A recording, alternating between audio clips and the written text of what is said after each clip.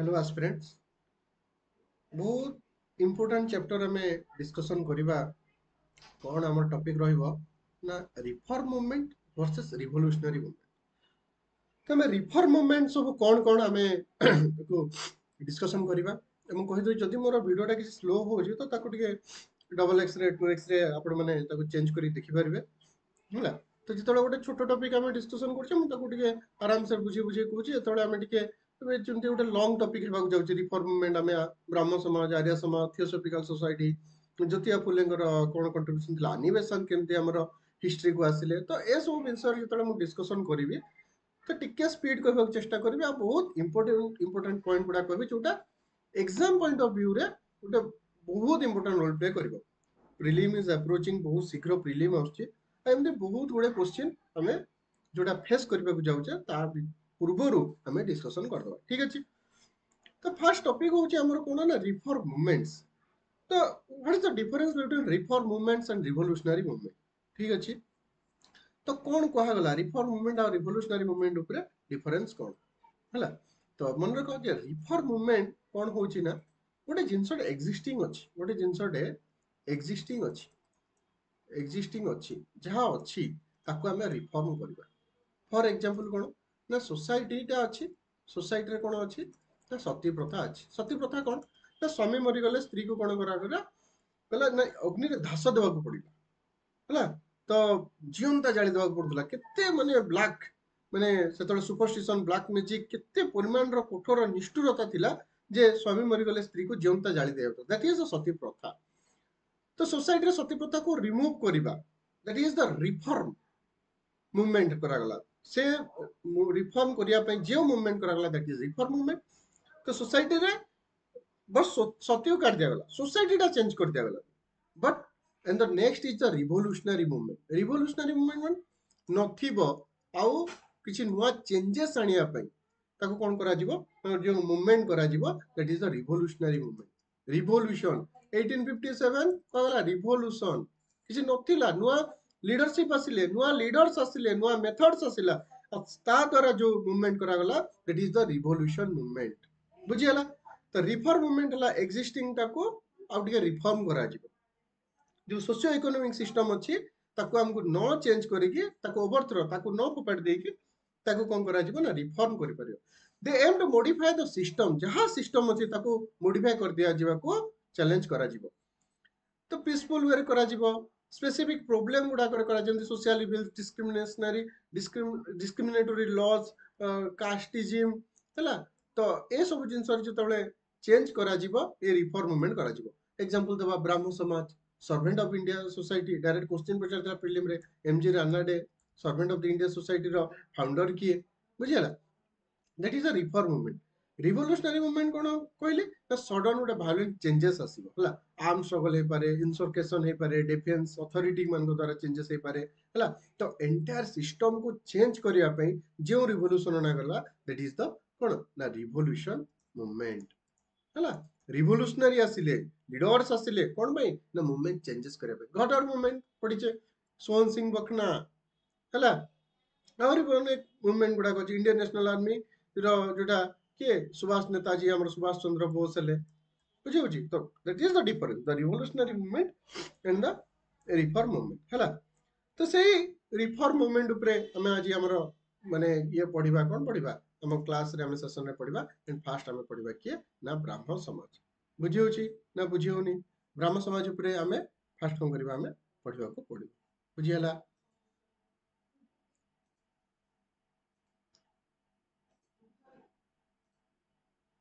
ठीक अछि तो कौन अच्छी हमें देखी दो ब्राह्मण समाज है फास्ट आमर कौन अच्छे ना ब्राह्मण समाज क्लीन कर दो बहुत भल आम देखीदे फैक्ट गुड़ाक है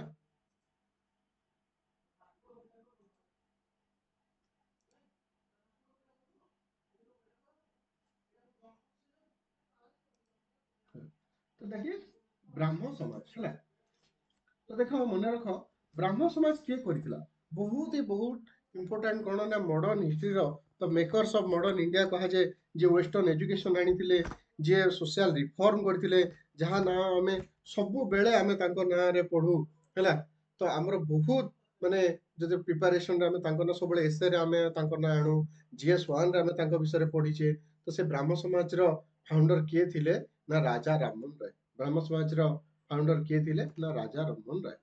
ତ ରାଜା ରାମମୋହନ ରାୟ କାହିଁକି ବ୍ରାହ୍ମ ସମାଜ କଲେ, ଆଉ ବ୍ରାହ୍ମ ସମାଜର ହିଷ୍ଟ୍ରି କଣ, ଆମେ ସେ ସମସ୍ତ ବିଷୟକୁ ଡିସ୍କସନ କରିବା ହେଲା। ତ ଦେଖ ଯେ ବ୍ରାହ୍ମ ସମାଜ ହଉଛି ଗୋଟେ କଣ କୁହାଗଲା ନା ଗୋଟେ ସୋସିଓ ରିଲିଜିୟସ୍ ମୁଭମେଣ୍ଟ ହେଲା।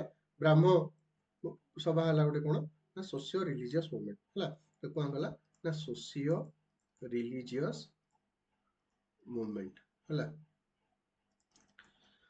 ତ ପ୍ରଥମେ ବ୍ରାହ୍ମ ସମାଜ ଯୋଉ ଥିଲା, ପ୍ରଥମେ ବ୍ରାହ୍ମ ସମାଜ ନଥିଲା, ପ୍ରଥମେ ଥିଲା ବ୍ରାହ୍ମ ସଭା।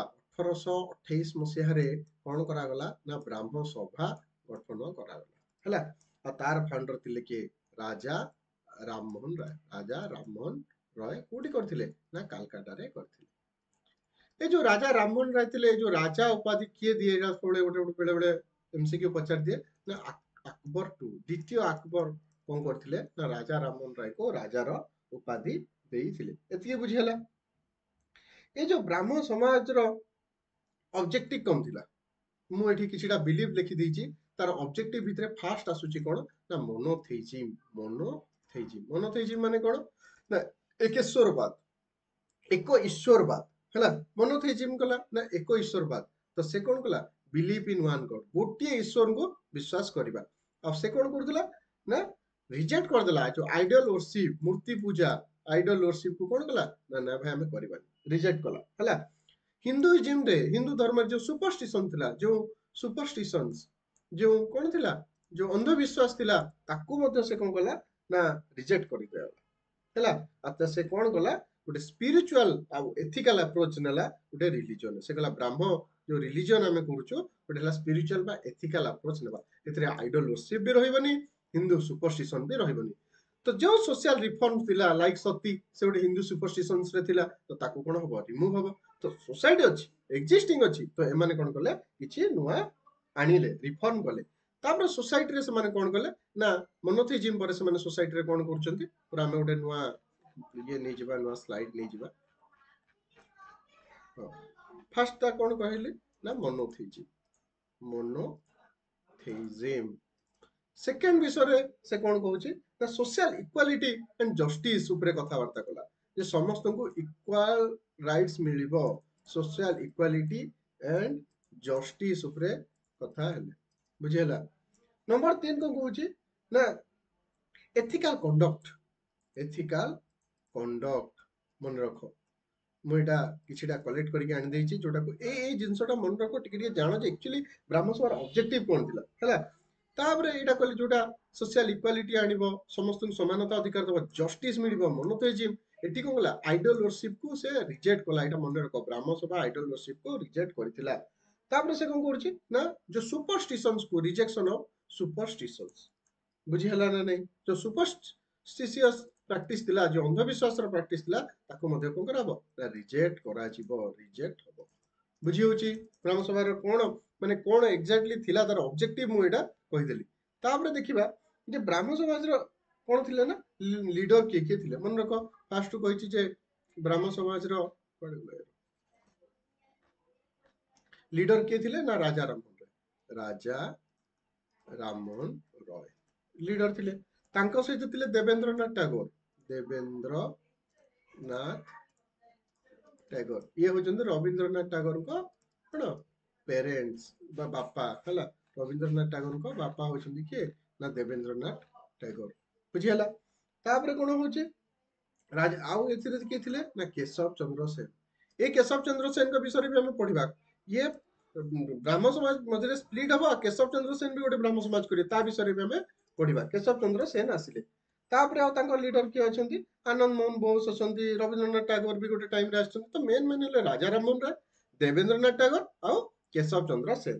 ତାପରେ ଦେଖିବା ଧୀରେ ଧୀରେ କଣ ହେଇଛି ନା ବ୍ରାହ୍ମ ସମାଜ କଣ ହେଇଛି ନା ଡିଭିଜନ ହେଇଛି। ଏଇଟା ମନେ ରଖିବାକୁ ପଡିବ।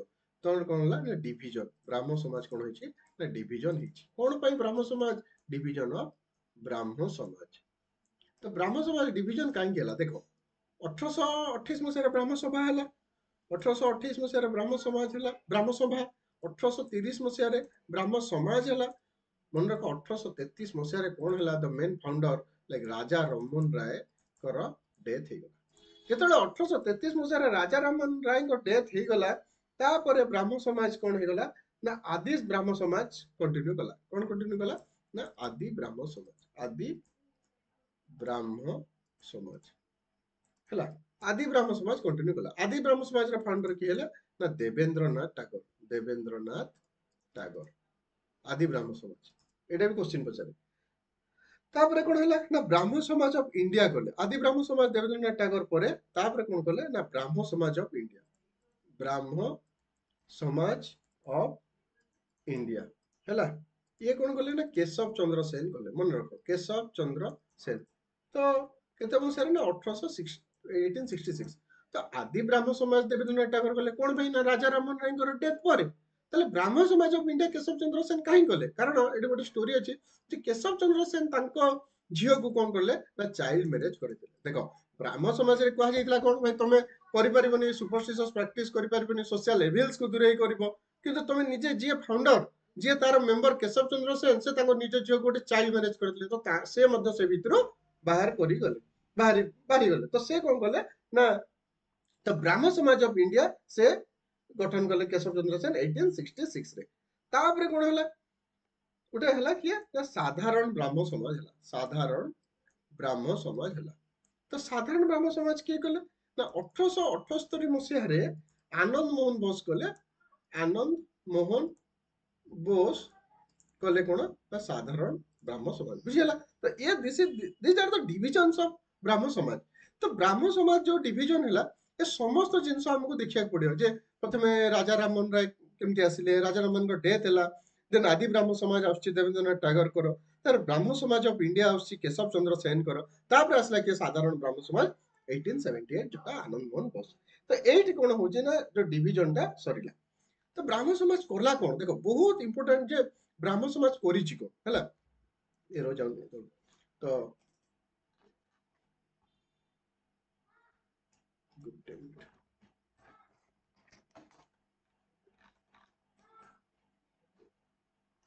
ब्राह्मण समाज कला कोन तो ब्राह्मण समाज कोन कला तो माने जो कोन माने इफेक्टिव कोन इफेक्ट कला ब्राह्मण समाज रो वर्क को माने कोन कली थिले से माने तो फर्स्ट जिंस होची ब्राह्मण समाज कोन करथिला ना एबोलिशन ऑफ सती बहुत बड़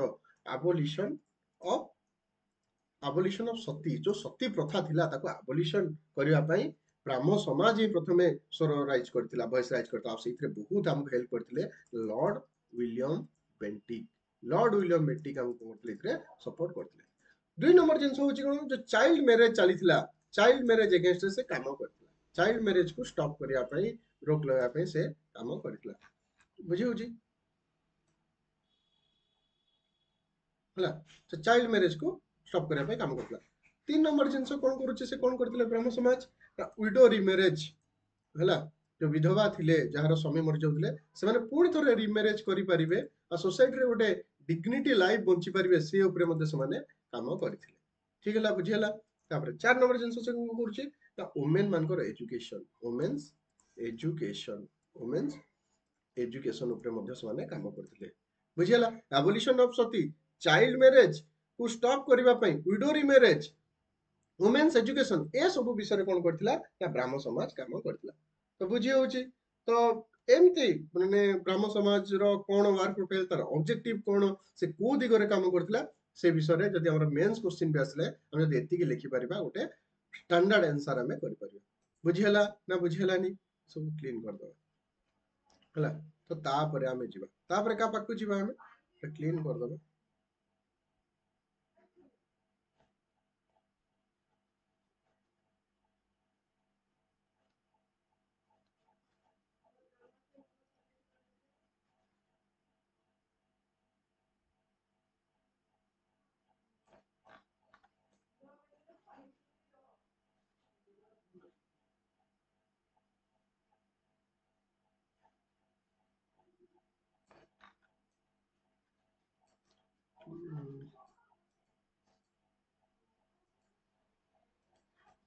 चलो ऊपर पड़ेगा देखा तापरे कौन अछि तापरे कौन अछि ब्राह्मण समाज पर कौन अछि ना यंग बेंगल मूवमेंट ठीक अछि हेनरी विवेंडी रे जो मन रखी तो यंग बेंगल मूवमेंट करथिले हला तो एक विषय आम टे पढ़ा बुझेगा देख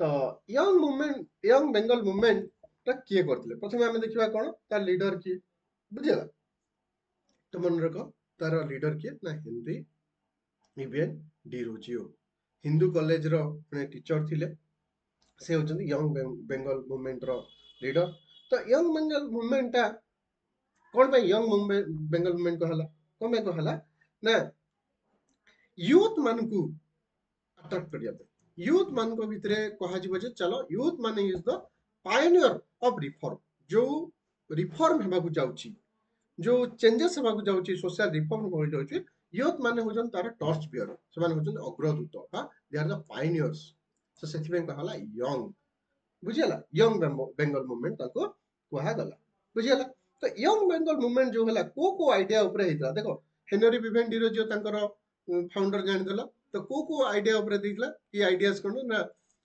तांकर फर्स्ट कथा हला जे जो ब्लाइंड फेथ अछि हला जो सुपरस्टिशियस आइडियाज अछि जो ब्लाइंड फेथ अछि तो ता ऊपर कोन करबो ना एविडेंस दियो एविडेंस जदि तुम एमती विश्वास करूछ ब्लाइंड फेथ गुडाक तार सब एविडेंस ताकू कहला जो रेडिकल रेशनल थ्योरी कहला बुझिला जो गोटे थ्योरी रखिछ तो ताकू हमको कोन करा दियो ना एविडेंस दियो ये मध्य कहला जे सोशल इक्वालिटी सोसाइटी रे तमे कोन करो ना इक्वालिटी आन इक्वल सोसाइटी ऊपर मध्य कोन कला ना डिपेंड कला आउ ये माने कोन करचंदी ना प्रमोट करचंदी एजुकेशन माने एजुकेशन रिफॉर्म करचंदी एजुकेशन आउ participation of women in education से विषय मध्य माने कोन करचंदी ना निजर आइडिया से करचंदी हला women rights women education freedom of press free press and social levels को एड करिया पे इंपोर्टेंट होचे यंग बेंगल मूवमेंट 1820s रो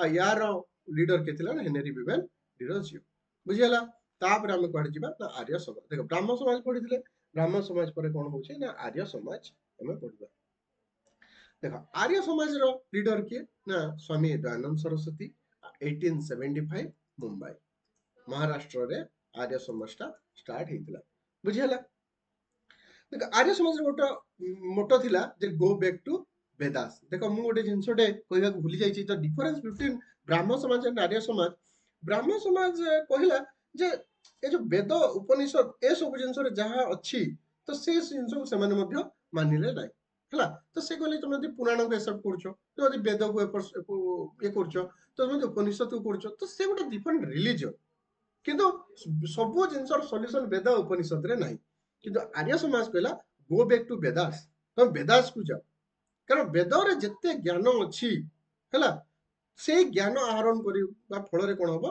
त सोसाइटी रे रिफॉर्म हे पाए तो आर्य समाज कहला तो गो बैक टू वेदास तो प्रीलिम रे क्वेश्चन आसीबो जे जो गो बैक टू वेदास कहा जाइतला एटा कहा पई कहा जाइतला किए कहितले ना एटा कहितले ना आर्य समाज रे स्वामी दयानंद सरस्वती कहितले बुझियला जे Vedas be the sources of all knowledge सेतमे हमें चलो वेद को विश्वास करबा मनत होइछि एक स्वरबाद जे हमें गुटे ईश्वर को विश्वास करबा तते रिजेक्टेड आइडल वर्शिप ब्राह्मण समाज मध्य आइडल वर्शिप को रिजेक्ट करथिला रिचुअल्स को रिजेक्ट करथिला कास्ट सिस्टम को रिजेक्ट करथिला तो जेतले पढुचे हमें ब्राह्मण समाज of 1828 and Arya Samaj of 1875 यार कंपैरिजन करिके हमको पढिया पड़ो मु जोटा किछटा कहली के कोन बिलीव करथिला ये गो बैक टू वेदास कहथिला ब्राह्मण समाज वेदास को विश्वास करनथिला आ आर्य समाज कोन करथिला शुद्धि मूवमेंट करथिला ओटे जे कोन पे ना किछि जन जो माने हिंदू थिले तो से ख्रिस्टियन बराबर अलगा रिलीजन को पढुथिले नॉट ओनली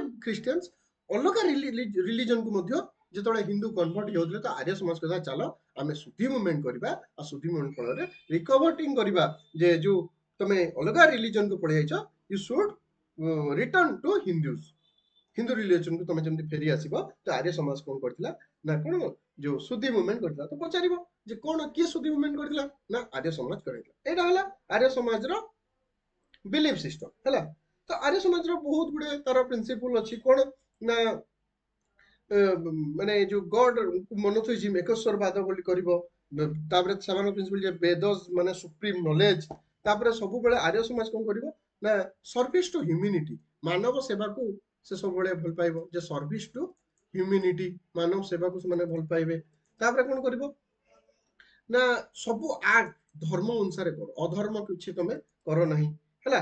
ଏଜୁକେସନ ନଲେଜ ଏ ଉପରେ ସେ କାମ କରିବ। ଆଉ କଣ କରିବ ନା ସୋସାଇଟିରେ ଟ୍ରୁଥ ଆଉ ରାଇଟିୟସନେସ ସତ୍ୟ ଆଉ ଯୋଉଟା ଠିକ ତମେ ସେଇଟାକୁ ପ୍ରମୋଟ କର। ତ ଏ ସବୁ ଥିଲା କଣ ହେଲା ନା ଆର୍ୟ ସମାଜର ବିଲିଫ ହେଲା।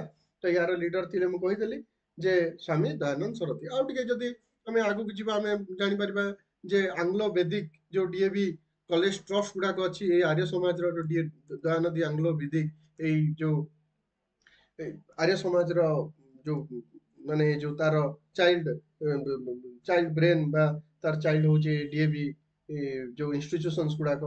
ତ ଏ ସବୁ ଜିନିଷ କଣ ହଉଛି ନା ଆର୍ୟ ସମାଜର କରା ଠିକ ହେଲା। ଆଉ ଗୋଟେ ପଚାରିছে ସତ୍ୟାର୍ଥ ପ୍ରକାଶ କିଏ ଲେଖିଥିଲା ଯେ ସ୍ୱାମୀ ଦୟାନନ୍ଦ ସରସ୍ୱତୀ କଣ କରିଥିଲେ ସତ୍ୟାର୍ଥ ପ୍ରକାଶରେ ଲେଖିଥିଲେ ହେଲା।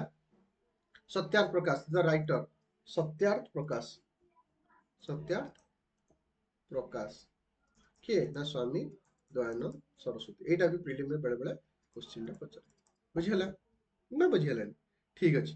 ତାପରେ ଯିବା କଣ ନା ରାମକୃଷ୍ଣ ମିଶନ। ମୁଁ ଯାହା ଯାହା କହୁଛି ଏଟା ଏକ୍ସାମ ପଏଣ୍ଟରେ ବହୁତ ଇମ୍ପୋର୍ଟାଣ୍ଟ ଏଟା ମନେ ରଖିବେ ହେଲା।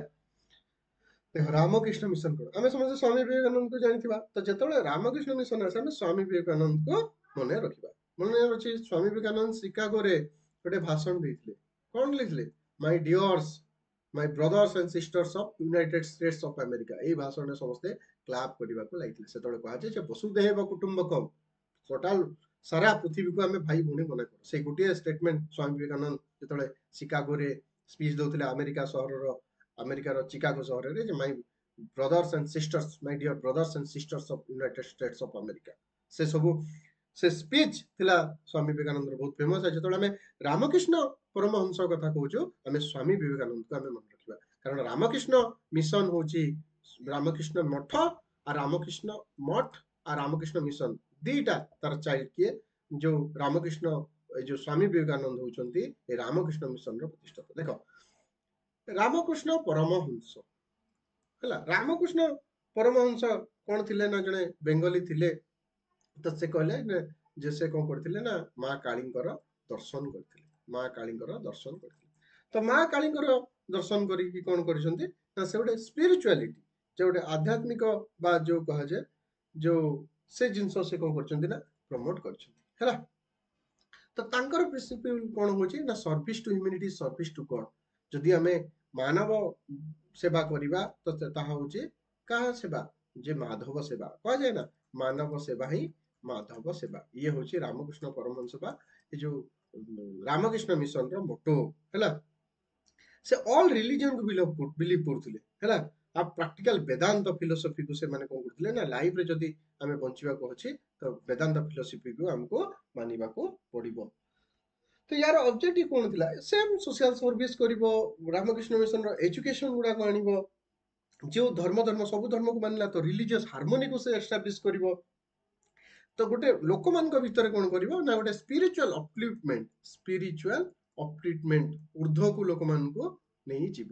ଆଧ୍ୟାତ୍ମିକ ଉର୍ଦ୍ଧ୍ୱବାଦ ହେଲା ଏଠିକି ନେଇଯିବ ବୁଝିହେଲା। ତ ଏସବୁ ଜିନିଷ କଣ ହଉଛି ନା ରାମକୃଷ୍ଣ ମିଶନର ଆଇଡିଆସ। ତାପରେ ଯିବା ତାପରେ କଣ ଅଛି ଦେଖିବା। ତାପରେ ଅଛି ଥିଓସୋଫିକାଲ ସୋସାଇଟି।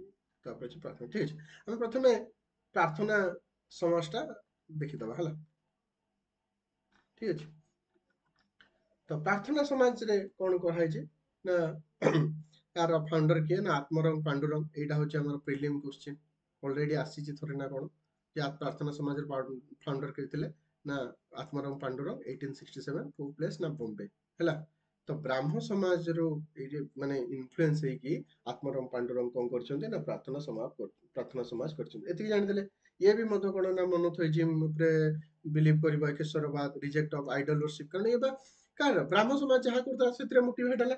କିନ୍ତୁ ପ୍ରାର୍ଥନା ସମାଜ ଆଉ ଏକ୍ସଟ୍ରା କଣ କରିଛି ନା ରିମୁଭାଲ ଅଫ ଅନଟଚେବିଲିଟି ରିମୁଭାଲ ଅଫ ଅନଟିଚେବିଲିଟି ଉପରେ ସେ କାମ କରିଛି ହେଲା। ତାପରେ ଓମେନ ମାନଙ୍କର ଏଜୁକେସନ ଉପରେ ସେ କାମ କରିଛି। ଓମେନ ଏଜୁକେସନ ଉପରେ କାମ କରିଛି। Child marriage prohibition of child marriage prohibition of child marriage ଉପରେ କାମ କରିଛି ସେ।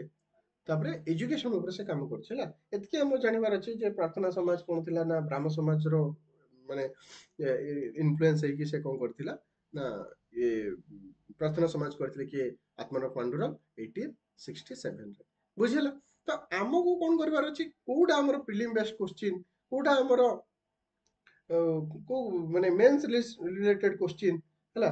तो ए सब जिंस हमको जदि हमें जानि देबा तो हमको कौन करबा ना एग्जाम प्रिपरेशन रे हमको सुविधा हबो। देखो ए सब जो जिंस गुडा को कहूची जदि हमें मु एबे कोन प्रार्थना समाज विषय कहली तो सेटा जदि हमें भलरे देखिबा हमें कोन करिया हमर प्रीलिम रिलेटेड क्वेश्चन गुडा हमें जानि पारबा जे किए प्रार्थना समाज रे फाउंडर को टाइम रे 1867 हला बॉम्बे रे हला आत्माराम पांडुरंग हला ए सब जिंस प्रीलिम बेस्ड क्वेश्चन से केबे भी खाली प्रार्थना समाज को मेंस क्वेश्चन नहीं कि पचारिबो बुझिले। तो जेति के दरकार हमको सेति के प्रिपेयर मते हेबा को पड़िबो।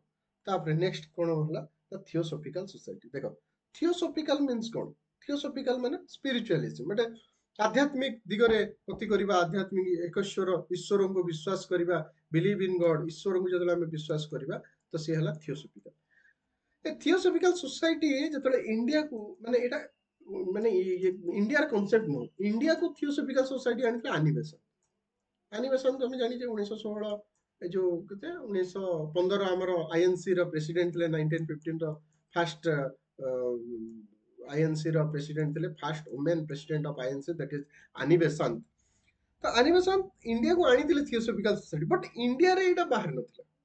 फाउंडर थिले ते हेलेना ब्लाभाट्स्की एंड कोलन जो ऑलकॉट कहा जाए ए कोलन ये थिले हमर रशियन थिले रशिया रो थिले आउ कॉलोनियल जो ऑलकॉट थिले कोन थिले जो हमर यूएसए आर्मी रो ये जण थिले कोन कर्नल थिले हला।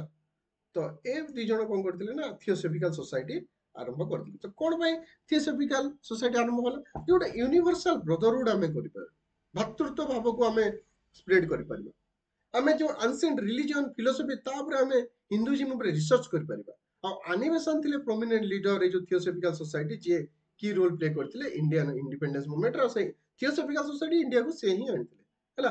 तो यार कोन इंपैक्ट पड़िबो ना जहां हमें इंडिया रो जहां को नेकी जो पास्ट को नेकी जो हमें प्राइड फील करछे ताकू हमें रिवाइव करबा बुझियाला। तो थियोसॉफिकल सोसाइटी रो के फाउंडर जे ब्लाभाट्स्की हला हेनरी हॉलकॉट ए जिनस मन रखिबा 1875 हेडक्वार्टर थला तर चेन्नई ए सब जिनस कोन करबा हमें मन रखिबा बुझि होछि ना नै एति जिनस हम जानिबार अछि हला। एति एटा आउट पॉइंट एट तापर तापर कोन अछि प्रार्थना समाज देखिले सत्य साधक समाज अछि हला।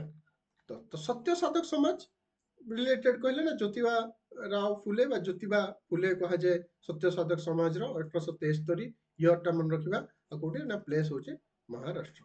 तो सत्य साधक समाज रो प्रपोज कोन थला ना to seek through the equality for the lower caste समस्ते टोटल सोसाइटी रिफॉर्म आनिबा चेष्टा करते किंतु सत्य साधक समाज कहला जे हमें कोन करबा ना सत्यर पूजा करबा सत्य को पूजा करबा आ जो लोअर कास्ट अछंती तांको मधरे कोन आनिबा ना इक्वालिटी समानता आनिबा that is the motto of Satya Sadhak समाज।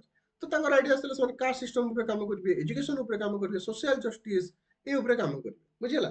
जो माने लोअर क्लास लोक थिले ସେମାନେ कोन करथिले ताको फॉलो करथिले आ ए सत्य साधक समाज द्वारा जो से समय जो ब्राह्मणिकल ऑर्थोडॉक्स थिला ऑर्थोडॉक्स ब्राह्मणिकल ऑर्थोडॉक्स से ऊपर कोन करथिले ना ताकू रिमूव करिया पई ताकू प्रोहिबिट करा पई ए सत्य साधक समाज ही काम करथिला। विडो रिमेरेज ऊपर हमें माने काम करथिले ट्रुथ सीकर ऑफ सोसाइटी तांको कहथिले सत्यर पुजारी ट्रुथ सीकर ऑफ सोसाइटी आ तार ये कोन थिले लीडर के थिले ना ज्योतिबा फुले बुझि हला ना नहीं। Universal value social justice equality आ एडकर मेन इंपोर्टेंट थिले जे लोअर कास्ट मान को नहीं की बुझि हला। तो ए सब थिला रिफॉर्म मूवमेंट हमें आहुरी भी किछि रिफॉर्म मूवमेंट अछि जोटा हमें परवर्ती सेशन हमें डिस्कशन करबा आज सेशन को आपण माने देखि दिवारो बार बार रिवीजन करंतु ना आज सेशन को भलरे मन ध्यान दे देखि दिवारो थैंक यू फॉर वाचिंग।